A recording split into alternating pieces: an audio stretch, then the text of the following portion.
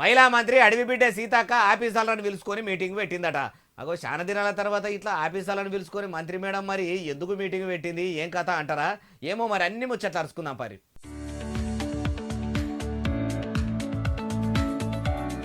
మహిళా శిశు సంక్షేమ శాఖ ఆఫీసర్లను పిలుచుకొని అంగన్వాడీలకు పంపుతున్న గుడ్లు పాలు బాలామృతం అని మంచిగానే అందుతున్నాయా? ఏమైనా తక్లీఫులు అవుతున్నాయా? మొన్నటిదాకానే సెంట్రల్ సర్కారు పెట్టిన మీటింగ్కు పోయి మా తెలంగాణలో శిశు సంక్షేమ శాఖ 3 పువ్వులు 6 కాయల లెక్క కలకలలాడుతున్నదని చెప్పిన మీరు కూడా నేను చెప్పినట్టే పని చేయాలి. అన్ని అంగన్వాడీలకు మంచి గుడ్లు పాలు పంపాలి. బాలింతలకు పంపే గుడ్లు ఖరాబు కాకుండా చూసుకోవాలి. ఏడ ఏం తిప్పలున్నా వెంటనే వాపాలని ఆఫీసర్లకు ఆర్డర్లు వేసింది. అట్లా మేడం చెప్పుడు ఆలస్యమే లేదు, మీరు చెప్పినట్టే చేస్తాం మేడం అని ఆఫీసర్లు కూడా అన్నారు.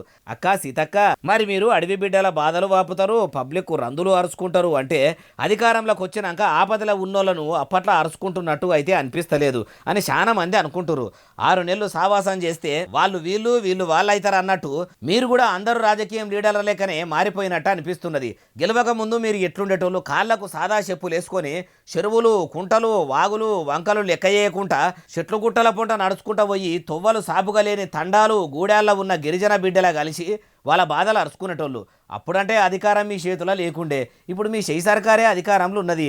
ఇప్పటికి కూడా మీరు నడిచిన అడవి తొవ్వలు అట్లనే ఉన్నాయి. వాళ్ళ తండాలకు గూడాలకు తొవ్వలు సాపు పోయించి బస్సులు కాకుండా వాళ్ళ బండ్లన్నా మంచిగా పోయేటట్టు చూడుండ్రి అంటుర్రు ఏ ముచ్చటిన్నోళ్ళు.